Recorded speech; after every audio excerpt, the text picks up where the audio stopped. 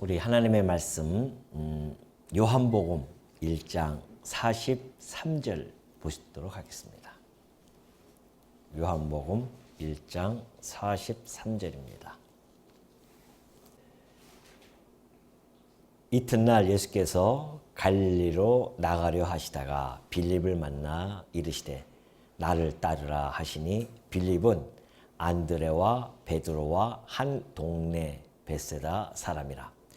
빌립이 나다나엘을 찾아 이르되 모세가 율법에 기록하였고 여러 선지자가 기록한 그 일을 우리가 만났으니 요셉의 아들 나사렛 예수니라. 나다나엘이 이르되 나사렛에서 무슨 선한 것이 날 수 있느냐? 빌립이 이르되 와서 보라 하니라. 46절까지 봉독해 드렸습니다. 오늘부터 저희가 살펴보는 내용은 이제 43절부터 마지막 요한복음 21장까지의 내용은 예수님께서 직접 당신이 하나님의 아들 그리스도 되심을 증거하는 그러한 내용입니다. 이 다른 내용도 그렇겠지만은 특별히 이 복음서를 우리가 살펴볼 때는요, 한 단어, 한 구절을 매우 세밀하게 그리고 또 민감하게 우리가 반응을 해야 됩니다. 왜 그러냐 하면은 하나님의 말씀은 곧 하나님의 일에 대한 설명이라고 했죠. 제가 말씀드렸듯이 자, 하나님의 말씀이 있습니다. 하나님의 말씀은 하나님의 일에 대한 설명이에요. 그러니까 하나님이 내가 앞으로 이렇게 할 거야. 그리고 이런 일들은 이런 거야. 라고 이렇게 설명해 주는 것이 바로 하나님의 말씀이고요. 하나님의 일이라고 하는 것은 하나님의 그 말씀 설명한 것을 증명하는 것입니다. 하나님의 일을 통해서 내가 하나님이 말씀하신 것을 증명해 나가는 거죠. 이걸 이제 뭐 신학적인 용어로 보면은 하나님의 말씀을 우리가 이제 언약이라고 한다면 이 하나님의 일이라고 하는 것은 성취입니다. 그렇기 때문에 하나님의 말씀이 하나님의 일로 드러나야만이 진리됨을 선포가 되어지고요. 뿐만이 아니라 하나님의 일을 통하여서 하나님의 말씀도 진리임을 드러나게 되어지죠. 제가 지금 말씀드렸듯이 복음서가 특별히 더 이런 부분에 대해서 우리가 민감하게 반응을 해야 된다는 이유가 여기에 있습니다. 예수님이 오셔서요, 일거수일투족을 기록한 것이 바로 이 요한복음입니다. 복음서입니다. 그러니까 복음서라고 하는 것은 예수님께서 이 땅에 오셔서 지상에서 사역하시는 내용입니다. 그렇다고 한다면 예수님은 오셔서요, 태어날 때부터 시작해서 죽으시고 부활 승천할 때까지 본인 스스로의 뜻대로 살아가신 적이 한 번도 없습니다. 오로지 뭐의 뜻대로? 하나님의 말씀대로 그렇게 살아가십니다. 그러니까 예수님의 지상 사역을 하나님의 일이라고 본다고 한다면 하나님의 이 말씀은 이 하나님의 일에 대한 것을 계속해서 증거해 주었던 내용이다. 그래서 예수님은 오셔가지고 만약에 하나님의 말씀대로 살지 아니하시면 그는 하나님의 아들 그리스도 되심을 인정받을 수가 없습니다. 반드시 예수님이 오셔서 하나님의 말씀대로 살아내야 됩니다.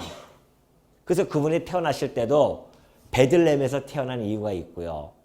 그리고 뿐만이 아니라 하나님의 말씀대로 그가 자라나고 그가 공생에 살아가시면서 한 걸음 한 걸음 일거수일투족이 말씀대로 살아갔음을 기록한 것이 바로 복음서란 말이죠. 그래서 우리가 이 복음서를 살펴볼 때는 그런 부분들을 눈여겨봐야 됩니다. 그래서 어떤 때는 한 단어에 담겨진 의미, 지난번에 제가 말씀드렸듯이 보라 하나님의 어린 양이라 했을 때 그 어린 양이라고 하는 그 단어가 예수님이 어린 양으로 오셔서 살아가시는데 그것이 바로 하나님의 말씀이 설명이 되어졌고 하나님의 어린 양으로 살아감으로 말미암아 증명이 하는 그러한 구조로 되어져 있습니다. 성경이. 그래서 예수님이 오셔서 어린 양으로 살아가셨던 그런 부분들을 우리가 한 시간에 걸쳐서 살펴보았었고요. 오늘도 여전히 그런 내용 중에 하나가 이제 43절부터 46절에 나타나 있습니다. 그걸 오늘 우리는 살펴보자는 것이죠. 자, 예수님이 이튿날 예수께서 갈릴리로 나가려 하시다가 그럽니다. 예수님께서 무대가요, 무대는 초창기에 이제 물론 이제 처음에 이 갈릴리부터 시작되어져서 그 다음에 곧 유대와 그리고 예루살렘 쪽으로 갑니다. 집사님 지도 좀 부탁해요. 보면은 자 여기 제가 이제 이거 다 준비했습니다. 재활용입니다. 이거 다. 지금 여기가 이제 갈릴리 아닙니까? 이 갈릴리인데 예수님의 주 무대가 바로 이 갈릴리 지역이에요. 여기는 이제 사해고 요단강입니다. 그리고 유대와 예루살렘은 소위 말하면 수도권이에요. 그렇죠? 예루살렘이 수도고 그 유대 지역이 수도권 지역입니다. 근데 예수님이 주로 여기서는 별로 활동을 안 하십니다. 물론 요한복음의 기록 내용은요, 주로 이 지역에서 활동한 것을 기록하는데 마태, 마가가, 누가복음 보면은 이 초기하고 말기에 이 기록한 것을 여기서 활동하신 것을 기록하고요. 나머지는 예수님의 주 무대가 갈릴리 지역이에요. 그래서 예수님께서 이 나사렛에서 사시다가 바로 이 가버나움, 잘 보이십니까? 잘 안 보이시죠? 그럼 제가 말씀드릴게요. 이 가버나움 쪽으로 가서 사십니다, 이제.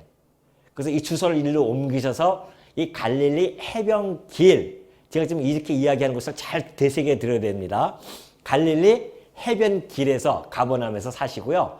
그리고 아까 우리가 봉독해 드렸던 빌립, 그리고 빌립하고 시몬하고 그리고 또 요한이라든가 있죠. 안드레는 이 베세다 이 지역에서 사는 사람입니다. 그래서 이 갈릴리 호수 바로 북쪽에 베세다라는 어촌이 있어요. 베세다 지역은 어부의 집이라는 뜻인데 바로 이 지역에서 삽니다. 그러니까 예수님이 이 지역에서 살아가시면서 이 지역에 있는 사람들을 택해서 제자로 삼습니다. 지금 오늘 그 내용이 아니겠어요? 빌립을 만난다거나 나다나엘을 만난다거나 그 전에 안드레라든가 베드로라든가 이 모든 사람들이 다 이쪽 지역입니다. 12 제자가 거의 다 이쪽이에요. 우리가 의문을 들 수 있잖아요. 아니 예수님 정도 되시면 이 땅에 오셔서 이쪽에 예루살렘 지역에 얼마나 엘리트들이 많이 있겠습니까? 율법 학자들도 있을 것이고 성경을 꿰뚫고 있는 자들이 많이 있을 텐데 그들을 택해서 제자로 삼는 것이 아니라 진짜 소위 여기가 이제 촌동네라고 하잖아요. 어촌동네란 말입니다.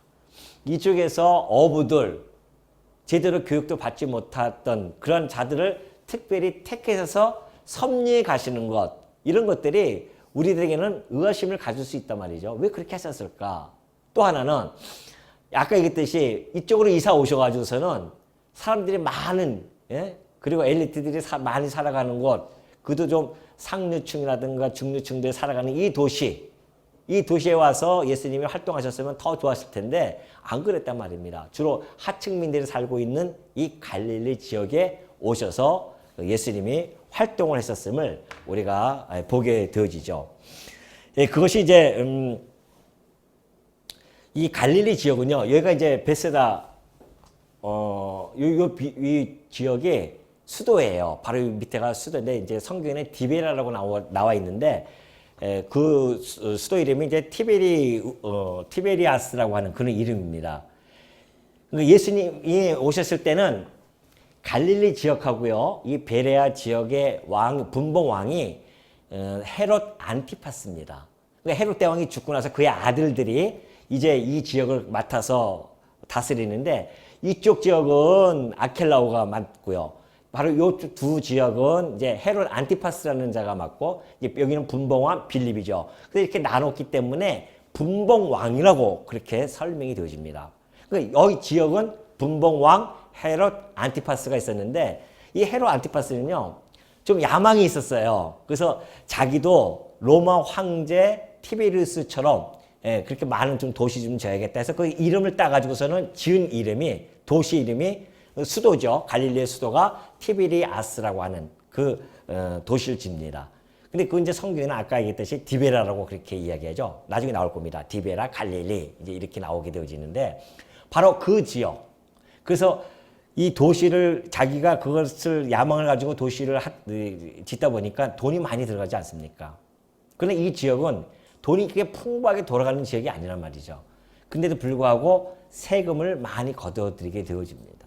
그래서 이 갈릴리 지역은 좀 하층민이 살면서도 세금을 많이 걷어가기 때문에 그 사람들이 매우 팍팍해질 수밖에 없죠. 힘든 사람들입니다, 다. 그 힘든 곳에 예수님이 그곳에 지금 들어가고 계신다는 것이죠. 갈릴리 그쪽으로 간다. 그렇다고 한다면 왜 예수님은 주 활동 무대를 갈릴리에서 잡으셨을까요? 이것이 복음서에서 예수님이 그 갈릴리로 가시는 이런 한마디 한마디가 그냥 하는 것이 아니라 하나님이 하시는 일을 갖다가 예수님이 하시는데 하나님의 말씀대로 하신단 말입니다. 그러니까 갈릴리에서 해야 할 일이 왜냐하면은 하나님의 말씀이 그렇게 기록이 설명이 되어져 있기 때문에 예수님이 반드시 하나님의 일을 하시는 예수님이 이 땅에 오셔서 갈릴리에서 살아갈 수밖에 없었다는 것이죠. 자, 다음 지도를 한번 볼게요. 그럼 갈릴리는 역사적인 배경을 어떻게 우리가 바라볼 수 있냐면은, 자, 여기가 이제 갈릴리예요. 여기가 갈릴리 지역입니다. 그러니까 이 지도는 12지파가 이 땅에 이제 들어가서 땅을 분배받았었죠. 그래서 뭐 유대 지역이라든가 뭐 베냐민, 에브라임 쭉 있는데 이쪽 지역이 바로 스불론, 납달리, 이사갈 이쪽 지역이 갈릴리 지역이었습니다. 지금의 이제 갈릴리였죠. 그러니까 그때 당시에는 이렇게 갈릴리라는 소리는 안 들었지만은 주로 이 갈릴리 바다이기 때문에 갈릴리라는 얘기는 들었지만은 얘가 하나의 지역으로서는 그렇게 크게 활성화되지 않았었고 바로 이 스불론, 이사갈, 납달리 이런 족속들이 땅을 분배받아서 살고 있던 도시였었습니다. 근데 이 지역이 722년이죠. BC 722년에 아수르족, 이 위에 있는 아수르 제국이 쳐들어와서 이 북이스라엘을 점령합니다. 이때 당시에는 이제 남유다와 북이스라엘로 갈라진단 말이죠. 이 북이스라엘에 와서 그들이 점령하고 나서는 이들을 많이 끌고 갑니다. 흩어놔요, 다. 그리고 이방인들로 하여금 이 땅에 들어와서 살게 하죠. 혼합 족속이 되어지면서 점점 이 이스라엘의 독특성을 상실하기 시작합니다. 그러니까 이쪽 지역에서 이방인들이 많이 들어오고 나중에는 헬라가 이제 통일했을 때는 헬라 문화가 아주 깊숙이 들어오게 되어져요. 그래서 이쪽에 있는 사람들을 유대나 예루살렘에 있는 이 도시권에 있는 사람들이 이들을 향해서 경멸의 대상으로 바라봅니다. 조롱을 해요. 이쪽 지역을 갖다가. 그러니까 우리가 그러죠. 촌에서 왔으면 뭐라고 합니까? 촌놈, 도시놈 안 그러잖아요. 뭐라 그래요? 도시남 그러죠. 도시에 있는 사람들은 도시남하고 촌에 있는 사람들은 촌놈 이렇게 얘기한단 말입니다. 그만큼 약간 깔보는 거죠. 아, 이제 촌에서 왔어. 막 이런 거죠. 세상 사람들이 눈에 봤을 때는. 그것처럼 이쪽 지역에 있는 사람들을 멸시하고 경멸했었다는 이야기입니다. 자, 이것을 받침하는 것이 바로 이제 요 지금 잘 생각하시고요. 넘어갑니다. 이사야서 9장 1절을 보도록 하겠습니다. 이사야서 9장 1절. 여기 이제 나타나죠. 보면은 자, 전에 고통받던 자들에게는 흑암이 없으려다. 옛적에는 여호와께서 스불론 땅과 납달리 땅이 멸시를 당하게 하셨더니 그래요. 멸시라는 단어 꼭 머릿속에 입력해 두십시오. 이따가 다시 설명할 거니까. 이들이 멸시를 당했어요. 그 땅에 있는 사람들이. 멸시를 당해가지고서는 그러나 후에는 해변길과 요단 저쪽 이방의 갈릴리를 영원롭게 하셨느니라 그래요. 아까 얘기했듯이 그 갈릴리 주변의 해변길과 그 갈릴리 쪽을 영원롭게 하나님이 하셨도다 그래. 하셨느니라. 그래서 흑암에 행하던 백성이 큰 빛을 보고 사망의 그늘진 땅에 거주하던 자에게 빛이 도다. 그렇게 예언이 되어져 있었습니다. 자, 이사야 선지자가 저 지역에 대한 예언을 해주고 있는데요. 그 지역이 멸시를 받던 지역이었었는데 그러나 하나님께서 그 갈릴리를 영원롭게 하신단 말입니다. 어떻게?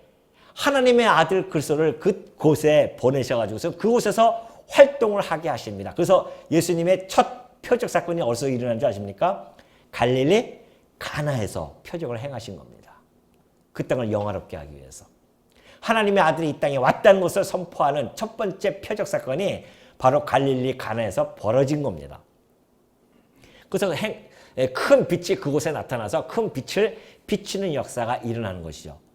지금 오늘 우리가 요한복음 1장 43절 들어가는 그 초입이 바로 이 사건이란 말입니다. 갈릴리를 영원롭게 하시기 위하여 그 갈릴리로 들어가시는 그 사건. 그 말씀이 이루어졌다. 그 하나님의 말씀이 그 설명되어졌던 그 이사야 9장 1절 2절에 설명해 줬잖아요. 그 말씀이 예수님이 오셔서 그 일을 증명해 가시는 겁니다. 내가 지금 갈릴리로 들어가는 이유는 이 700여 년 전에 저 멸시받는 저 땅에 내가 들어가서 저쪽은 지금 아까 얘기했듯이 경제적, 사회적으로도 그렇고요. 천대받고 경제적으로도 궁핍하고 착취당하는 그곳이란 말입니다. 그래서 많은 사람들이 멸시하는 곳이에요. 그런데 그곳에 예수님이 가셨단 말이죠. 왜? 이사야 선지자의 9장 1절과 2절의 말씀을 성취하시라고, 증명해 가시라고. 그곳에 가셔서 사시면서 그 큰 영광, 빛을 그곳에 비치는 역사가 지금 벌어지고 있는 중입니다. 그러니 그곳에서 제자들을 선택하는 것도 이 말씀과 매우 밀접한 관계가 있죠. 생각해 보십시오. 율법사들을 데리고서는 한다고 한다면은 그들이 지내는 성경을 잘 안다고 할 거 아니에요. 그러면서 예수님이 하는 거 시시콜콜 딴지나 걸고 그럴 거 아니겠습니까? 그게 맞습니까? 정말? 저 촌에서 오셨는데 그러면서. 그래서 하나님 예수님께서는 그 12제자를 이곳에서 택하셔가지고서는 구원의 역사가 인간의 잘남으로 이루어진 것이 아니라 어떻게? 하나님의 능력으로 되어짐을 보여주기 위해서 거기서 12제자를 택해서 그 일들을 시작하시기 되어진 것이죠. 이것이 이제 43절에 나타나 있는 의미입니다. 예수님께서 갈릴리 바다로 나가시려고 했대. 그때 이제 그 이유죠. 그러면서 빌립을 만나요. 그 만나라는 그 단어는 휘리스코라는 단어인데요. 이것은 그냥 우연히 지나가다 딱 만난 게 아니라 찾아서 발견하다 그런 뜻입니다. 예수님께서 12제자를요. 찾아서 발견하는 것이지 우연히 만나가지고 발탁하는 것이 아닙니다. 이미 12제자를 하나님께서 다 계획을 세우셨단 말이죠. 그러니까 그 계획 세워졌던 자들을 찾아서 발견하는 것. 이것이 제자를 선택하는 그런 과정이었습니다. 그러니까 빌립을 만나 이제 찾아서 발견한 거죠. 우연히 만난 것 같아도 안 그렇다는 겁니다. 왜냐하면은 요한복음 15장 16절에 보면 그 이유가 잘 나타나 있습니다. 너희가 나를 택한 것이 아니다. 그런 이야기 하잖아요. 그러니까 누가 안드레도 그래요. 안드레도 그날 가다가 세례요한이 보라 하나님의 어린 양이로다 하니까는 쫓아가지 않습니까? 자기네들이 쫓아가서 자기네 택한 것 같아도요. 그것이 아니었다는 것이죠. 예수님이 하시는 말씀은 너희가 나를 택한 것이 아니야. 내가 너희를 택하여 세웠다. 그런 이야기 하시죠. 12제자를 다 택하여 세운 겁니다. 그러니까 빌립을 만나는 것도 택하여 세우기 위해서 만난 것이지 그냥 우연히 만난 것이 아니라는 것이죠. 그 12제자뿐만이겠습니까? 오늘 여기에 앉아 계시고 우리 지금 인터넷으로 우리 예배를 드리는 성도님들도 마찬가지입니다. 하나님께서 여러분들을 택하여 세우지 않고서는 이 자리에 앉아 있을 수가 없습니다. 그래서 우리가 그게 감사한 거 아니겠어요? 특별히 이 빌립도 마찬가지입니다. 이 베세다 지역이라고 하는 곳이 사실상은 예수님이 그런 말씀하세요. 책망을 하는 도시였었습니다. 이 베세다 화가 있을지인저 고라신과 이 베세다요. 그렇게 하면서 책망하셨습니다. 왜 그러냐면 내가 너희들에게 많은 능력을 행했음에도 불구하고 회개하지 않는다는 것이죠. 내가 너희에게 행한 이 모든 능력을 저 시돈이라든가 두로 지역에다가 내가 행했다고 한다면 그들은 이미 배울 수 있고 회개했을 것이다. 그렇게 책망받는 도시였습니다.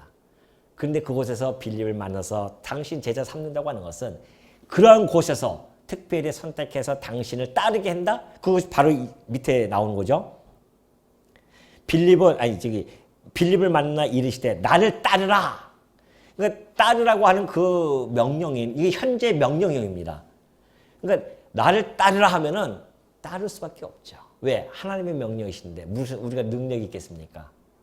따르라고 하는 그 명령에는 우리가 순종하는 것까지 다 포함되어져 있습니다. 하나님의 명령은 그런 뜻이 가지고 있어요. 그렇기 때문에 나를 따르라 하면은 빌립 따를 수밖에 없고요. 사실 이제 여기서는 이렇게 나왔지만 자세히 누가 마가복음인가 아니 이제 마태복음이라든가 누가복음 보면은 자세히 나오는데 베드로도 그렇고 안드레도 그렇고요. 열심히 고기 잡을 때 예수님께서 나를 따르라 하니까 그들이 다 따르거든요. 그것 뜻이 예수님께서 당신의 12제자를 찾아서 발견해 가지고서 따르라 하는 그 명령에 다 따를 수밖에 없다는 것이죠. 그러니까 우리도 여러분과 이렇게 여러분과 저도 마찬가지입니다. 예수님께서 천상 사역하시면서 성령을 보내셔가지고 너희는 나 따르라 했기 때문에 우리가 따르는 것이지, 안 그러면 이런 도시에서 우리가 어떻게, 이 대구도 사실은 뭐 우상 도시라고 하잖아요. 803만 가도 막 가득 차 있지 않습니까 지금. 그런 이 대구 지역에서 여러분을 갖다가 선택해서 나를 따르라 했기 때문에 우리가 그를 따를 수 있게 되어진 것이지, 안 그러면 따를 수 있겠냐 말이죠. 아무나 따르나 말이죠, 예수님을.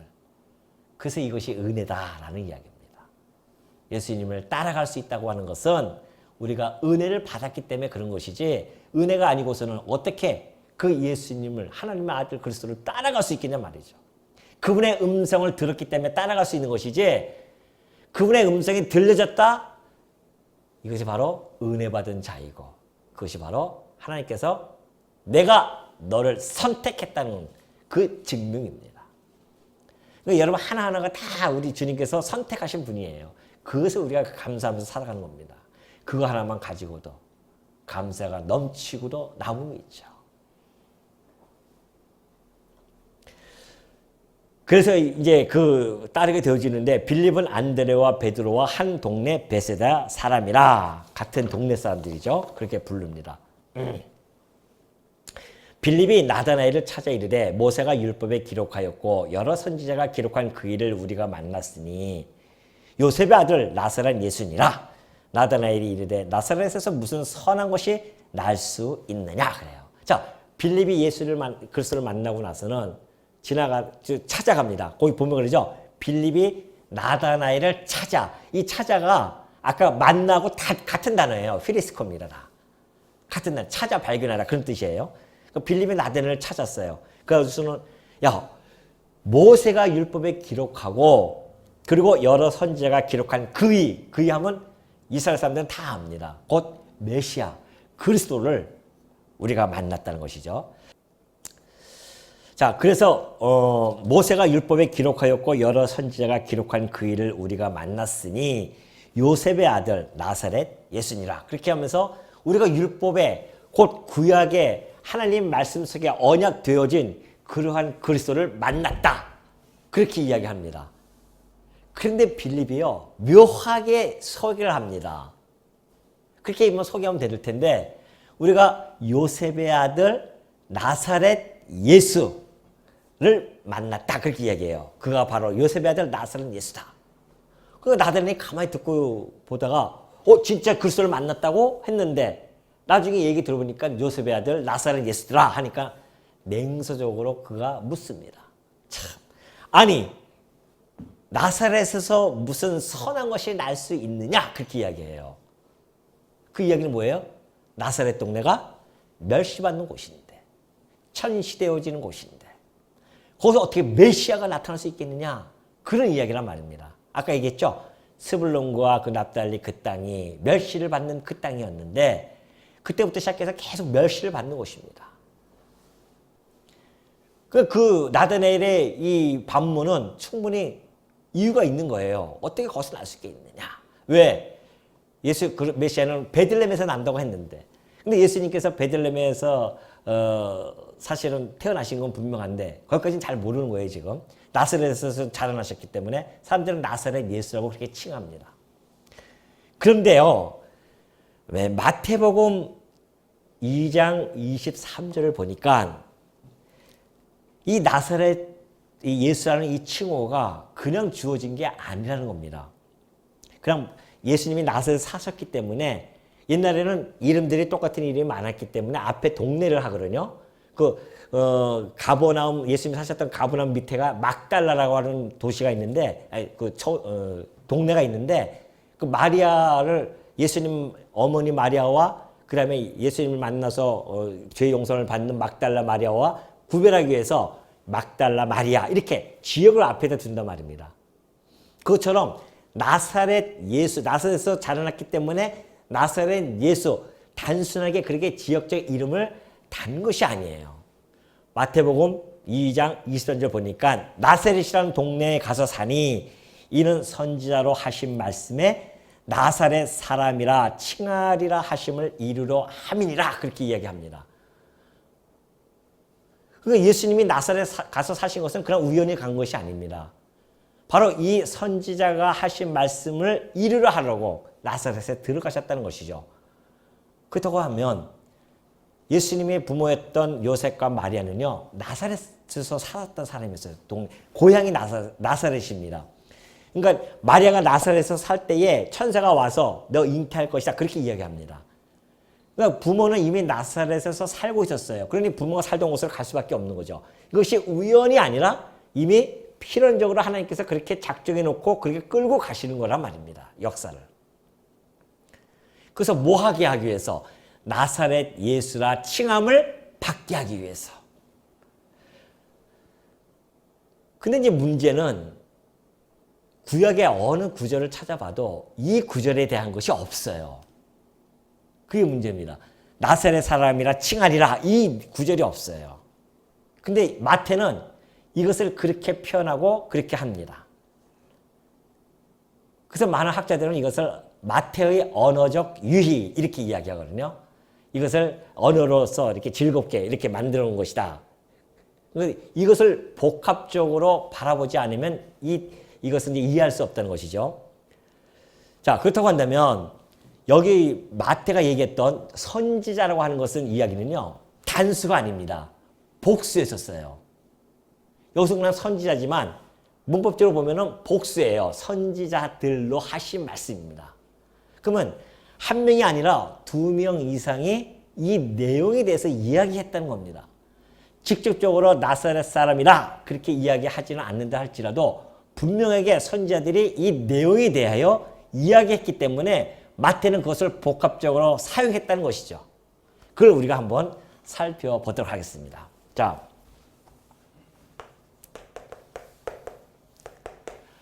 나사렛, 이 나사렛이라는 이 단어는요, 원래 우리는 이제 표현하기를 나사렛이라 이렇게 했지만은 나자레드라는 단어입니다. 이 단어 자체가 나자레드인데 이 마태는 이 나사렛이라는 예수님이 칭호를 얻는 것을 구약에서 어떻게 봤냐면은 크게 3가지 관점에서 바라본 겁니다. 첫째는 어원적으로 본 거예요. 어원적으로 접근을 해나갑니다. 이 나사렛이라는 것을 어떻게 봤냐면은 나사렛을 봤을 때에 구약에서 물론 나사렛 칭호는 없지만은 나사렛과 동일한 히브리어가 있어요. 그것이 바로 이사야 11장 1절에 나타나 있습니다. 볼까요? 자, 이새의 줄기에서 한 싹이 나며 그 뿌리에서 한 가지가 나서 결실할 것이요. 그렇게 이야기합니다. 한 가지. 그 이새의 뿌리 하면은 곧 아브라함의 자손이 아들이 이새 아닙니까? 약속의 자녀란 말입니다. 그 약속의 자녀에서부터 나타난다고 하는 것은 곧 다윗의 후손. 그러니까 이 가지라고 하는 단어는 내체라는 단어입니다. 이 내체라고 하는 단어는 곧 가지죠. 한 가지. 이것을 이야기합니다. 이건 다른 이야기로는 다윗의 후손. 다윗의 후손 이런 뜻입니다. 그렇죠? 이새의 가지, 이새의 나무에서 이새의 줄기에서 한 싹이 나며 그 뿌리에서 한 가지가 난다고 하는 것은 곧 다윗의 후손이라는 뜻입니다. 그래서 이 어원적으로 보면 나사렛과 이 네체르는 같은 어원을 가지고 있다는 겁니다. 같은 동일한 단어, 음성적으로 같아요. 첫 번째는 이제 이 어원적으로 봤을 땐 그렇고요. 두 번째는 이 나사렛이라는 그 성격상, 이 나사렛이라는 칭호에 대한 성격을 보면은 성격적으로 보면은 어디서 나타나냐면은 사사기 13장 5절에 잘 나타나 있습니다. 사사기 3장 5절 보면은 보라, 내가 임신하여 아들을 낳으리니 그의 머리 위에 삭도를 대지 말라. 이 아이는 태에서 나옴으로부터 하나님께 바쳐진 나시림이 됨이라. 그가 블레셋 사람의 손에서 이스라엘을 구원하기 시작하리라 그래요. 자, 나실이라는 이 단어, 나실이라는 이 단어는요, 네치라는 단어와 동일시 여기집니다. 동일시하게 사용이 되어졌어요. 왜냐하면 이 가지가 한 가지가 뿔에서 한 가지가 나타난다고 하는 것은 곧 한 구별되어진 성별되어진 그런 가지란 말입니다. 그걸 뜻하기 때문에 이 나실이라는 것은 하나님께서 구별되어진 하나님의 성별되어진 그런 뜻입니다. 그래서 이것은 하나님의 거룩한 자다. 이런 뜻을 가지고 있어요. 나실이라는 뜻은 하나님이 거룩하게 구별되어져서 하나님께 바쳐지는 자다. 그런 뜻이죠. 그렇게 사용이 되어집니다. 그리고 이제 마지막으로는 세 번째는 의미적으로 사용이 되어집니다. 나사렛이라는 칭호, 이 칭호가 의미적으로 접근이 되어지는데 그것은 바로 이제 이사야 53장 2절에 보면 그렇게 나타나 있죠. 그는 주 앞에서 자라나기를 연한 순 같고 마른 땅에서 나온 뿌리 같아서 고운 모양도 없고 풍채도 없은즉 우리가 보기에 흠모할 만한 아름다운 것이 없도다. 그는 멸시를 받아 사람들에게 버림받았으며 간고를 많이 겪었으며 질고를 아는 자라. 쭉 나타나요. 자, 연한 순. 연한 순이라고 하는 것은 볼품이 없어요. 그래서 많은 사람에게 뭘 당한다? 멸시를 당한다고 합니다. 멸시. 자, 아까 그랬죠. 스불론 지역과 그 납달리 지역에 멸시를 받는다고 했습니다. 그래서 이 나사렛이라는 이 동네의 칭호는 의미적으로 멸시를 받는 곳이다. 그런 뜻을 가지고 있어요. 사람들이 아직 나사렛 사람이 아마 멸시, 조롱하는 투로 그렇게 바라보는 거란 말입니다. 아직 나사렛 촌놈이래 이런 뜻이죠. 멸시를 받아요. 이 동네의 이 의미적으로 봤을 때는. 그리고 성격적으로 봤을 때는 나실이라는 단어를 통해서 하나님의 거룩한 구별되어진 그리고 어원적으로 봤을 때는 네체르. 이것은 이거하고 같은 이제 의미를 같이 바라봐야 되고요. 네체르는 가지라는 의미로 해서 다윗의 후손이라는 뜻을 가지고 있습니다. 이 모든 것을 복합적으로 통해서 나사렛이라는 칭호에 부여가 되어진 겁니다. 나사렛 예수 하면은. 그러니까 이걸 한 곳에 가지고서는 이해할 수는 없습니다. 구약에서 마태가 선지자가 바로 나사렛 사람이라 칭하리라고 그렇게 이루어졌다는 이 이야기는 한 구절에 딱 선지자가 얘기한 것이 아니라 이렇게 선지자들에 의해서 그 나사렛이라는 칭호에 대한 의미와 어원적으로나 또는 어떤 성격적으로 그런 것들을 복합적으로 설명이 되어졌기 때문에 마태는 그것을 바라본 거예요. 전체적으로 바라보면서 이는 나사렛 사람이라 칭하리라는 것을 이루려 하심이라 그렇게 이야기한 거란 말이죠. 이해되시겠어요? 그렇다고 한다면 이 말씀에 대한 근거가 자료가 있어야 될 거 아닙니까? 무조건 이렇게만 얘기하면 안 되잖아요. 그 근거 자료가 지금부터 하나씩 살펴보도록 하겠습니다. 자, 마가복음 10장 47절입니다. 마가복음 10장 47절 보세요. 이 사건은 이제 여리고에 예수님께서 여리고로 막 들어가고 계시는데 맹인 거지였던 바디메오가 있었습니다. 그 바디메오가요, 예수님이 지나가신다는 이야기를 듣고서는 소리를 지릅니다. 나사렛 예수시오 그래요. 나사렛 예수시란 말을 듣고 소리질러 이르되 다윗의 자손 예수여 나를 불쌍히 여기소서. 그런 이야기를 해요. 어디에 속합니까? 이게예요. 바디메오는요, 딱 지나가다가 얘기를 들었어요. 저 사람이 나사렛 예수다니까는 그가 떠올린 것은 이 사건을 떠올린 거예요. 기가 막힌 거죠, 정말. 그러니까 하나님께서 그를 깨닫지 않고서 되겠냐 말이죠. 네체르, 이 나사렛이라는 그 어원에 의해서 저 사람은 이새의 가지, 곧 다윗의 후손이었구나. 그걸 알아들은 겁니다. 그래서 나사렛 예수라는 이야기를 듣고서는 그가 한 이야기는 뭐예요? 다윗의 후손이요. 그렇게 칭호를 하고 칭호를 부른 거죠. 놀라운 일이죠, 정말. 왜 제가 이런 이야기를 하냐면 나사렛 예수라는 칭호가 많이 나옵니다. 근데 이제 또 다음 걸 보면은 더 우리가 확실하게 알 수 있습니다. 자, 누가복음 4장 34절을 보겠습니다.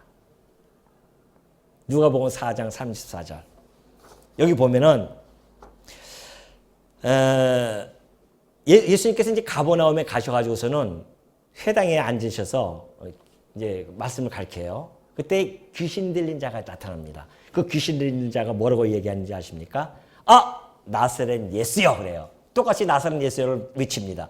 나사렛 예수여, 우리가 당신과 무슨 상관이 있나이까? 우리를 멸하러 왔나이까? 나는 당신 누군지 압니다. 누군지 알아요? 하나님의 거룩한 자이니라. 아니, 이 귀신 들린 자는 똑같이 나사렛 예수여 외쳤는데 왜 그는 다윗의 후손이라고 얘기 안 하고 뭐라고 얘기합니까? 하나님의 거룩한 자라고 이야기를 해요.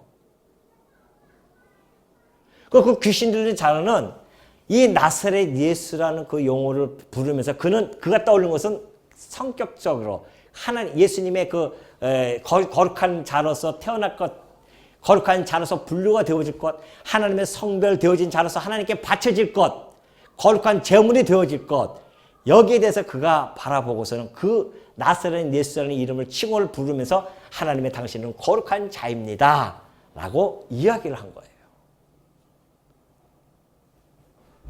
안 믿어지시는 것 같아요. 안 믿어지십니까? 제가 막 이렇게 맞춰지는 것 같습니까? 안 그래요. 또 한 가지 더 보겠습니다.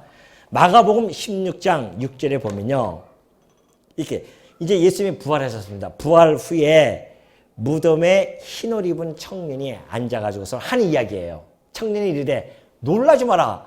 너희가 십자가에 못 박히신 나사렛 예수를 찾는구나. 그렇게 이야기해요. 자, 나사렛 예수라고 이야기하면서 너희가 다윗의 후손 나사렛 예수를 찾는가가 아니에요. 너희가 거룩한 자인 나사렛 예수를 찾는 거가 아닙니다. 뭐라고 해요? 십자가에 못 박히신 예수를 찾는구나. 십자가에 못 박혔다고 하는 것은 최고의 경멸, 멸시의 대상입니다. 로마에서 십자가에서 못 박혀 죽는 자는 멸시의 대상이에요. 조롱의 대상이고. 그 흰옷 입은 청년은 천사겠죠. 나사렛 예수를 이야기하면서 십자가에 못 박힌 경멸을 당하신 그 나사렛 예수를 너희가 찾느냐, 그런 뜻입니다. 틀림없잖아요. 그러니까 사람마다 나사렛 예수라는 칭호는 부르는데요. 거기에 대한 의미 부여는 다 다릅니다. 아까 그 맹인은 바로 다윗의 나사렛 예수라는 이름을 듣고서는 다윗의 후손을 떠올렸고요. 그리고 이 귀신 들린 자는 나사렛 예수라고 외치면서 그는 당신은 거룩한 자가 아닙니까? 나시린이 아닙니까? 당신은 그렇게 외쳤고요.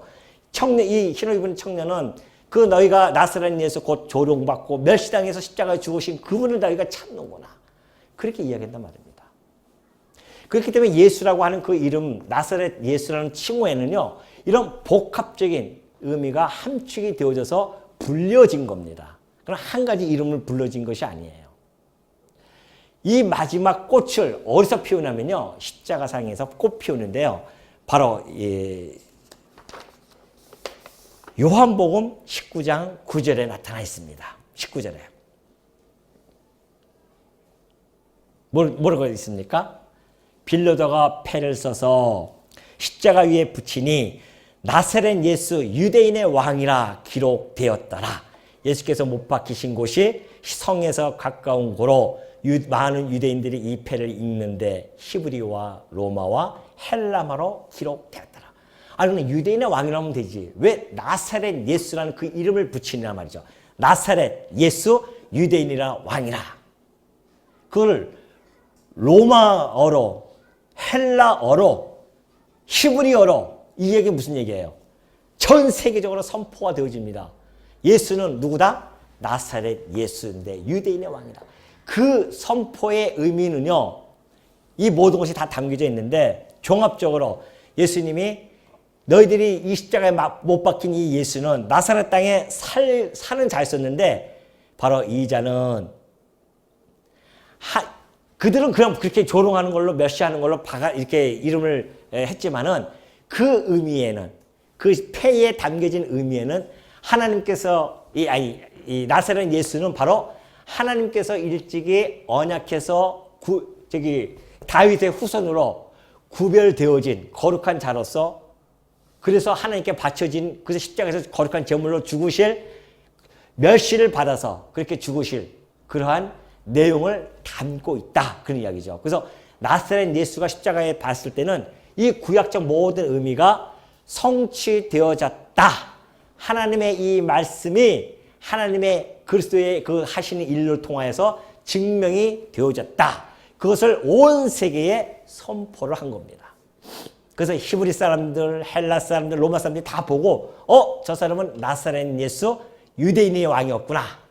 다시 말해서 그는 다윗의 자손으로서 하나님이 거룩히 성별되어져서 하나님께 드려질 거룩한 제물로서 온갖 멸시를 다 받아서 십자가에서 죽은 유대인의 왕이다. 이것이 선포되는 건 사건이었단 말이죠. 얼마나 놀라운 사건입니까? 나사렛 예수라는 그 칭호 하나에 담겨진 의미가 이렇게 풍성하게 담겨져 있습니다. 그러니 빌립이 여기서 나사렛 요셉의 아들 나사렛 예수라 했던 그 이야기는 그나 한 것이 아니고요. 거기에 더불어 이 나다네엘이 무슨 선한 것이 날 수 있느냐라고 했던 그 이야기가 단순하게 이야기 나누는 것이 아니라 그 이야기에는 바로 이 모든 내용이 포함되어져 있는 대화였단 말입니다. 그러니 여러분 이런 구절들이 우리의 믿음을 더욱 강건하게 세워줄 수 있지 않겠냐 말이죠. 예수님께서 오셔서 일거수일투족 하나하나 그가 나사렛에 들어가서 사신 곳 그리고 갈릴리에 가서 그 제자들을 택해서 거기서부터 가나의 표적을 통해서 그의 역사가 시작되어지는 모든 일들 그 한 걸음 한 걸음이 하나님의 말씀을 그 설명되어진 것을 증명하기 위해서 그의 살아가시는 그의 삶을 바라보면 그가 분명하게 하나님의 아들 그리스도심이 증명되어지는 그런 사건이 아니겠냐 말이죠. 그러니까 요한복음이 기록한 목적 그대로 너희들로 하여금 이것을 읽어서 하나님의 아들 그리스도이심을 믿게 하려는 것이다. 그러니 그분이 하나님의 아들 그리스도이심을 그의 출생부터 시작해서 그가 칭해듣던 그 나사렛이라는 그 칭호까지 시작해서 모든 한 걸음 한 걸음 그가 움직이는 발걸음이 하나님 아들 그리스도이심을 증언하는 그러한 내용이 틀림없지 않느냐. 그래서 우리가 이 복음서를 제가 서두에 말씀드렸듯이 복음서를 우리가 살펴볼 때는 때로는 한 절, 한 단어, 때로는 한 구절을 통해서 예수님의 그 풍부한 구약적 역사를 배경으로 주기 때문에 이것을 우리가 충분하게 받아내고 그리고 이것을 깨닫고 이걸 알면 알수록 우리의 믿음은 더욱 강건하게 세워질 수 있다는 것이죠. 그러니 여러분 우리가 오늘 이 아침에 이 나사렛 예수에 대한 이 칭호 하나만 가지고도 왜 그가 그렇게 불려질 수밖에 없었으며 그 불려짐으로 말미암아 마태가 얘기했던 듯이 바로 선지자들이 얘기했던 것처럼 나사렛 사람이라 그렇게 불려질 것을 그 칭호가 이루어질 것을 그렇게 선지자들이 한 이야기가 이루어졌노라 그렇게 선포한 이유가 바로 여기에 있었구나라는 것을 우리는 다시 한번 깨닫게 되어지고요. 그걸 통해서 여러분들 우리 이제 다음 주에는 우리 예수님 오시는 날인데 그 예수님 오시는 날을 우리가 성탄절을 기념하면서 이런 내용들이 우리에게 더 풍성하게 이루어지고 하나님의 이 말씀은 한 점 1.1획도 흐트럼없이 반드시 이루어져 가고 있구나. 이것을 우리가 확인하고 또 확인하고 매 주일마다 우리가 확인하면 확인할수록 우리는 더욱 하나님 앞에 경외드릴 수밖에 없고요. 그 예수 그리스도를 하나님의 아들 그리스도를 우리가 믿을 수밖에 없고 그 믿어지는 마음 그걸 통해서 우리는 영원한 생명을 얻게 되어진다고 하는 이 놀라운 사건 앞에 우리는 날마다 하나님께 감사를 드릴 수밖에 없고 이 말씀을 통해서 우리가 더욱 하나님 앞에 무릎 꿇고 나아가게 되어진다는 것 여러분 마음속에 꼭 간직하시고요. 그걸 통해서 여러분들의 삶이 더욱 풍성하게 이루어지기를 소망하며 말씀을 주도록 하겠습니다.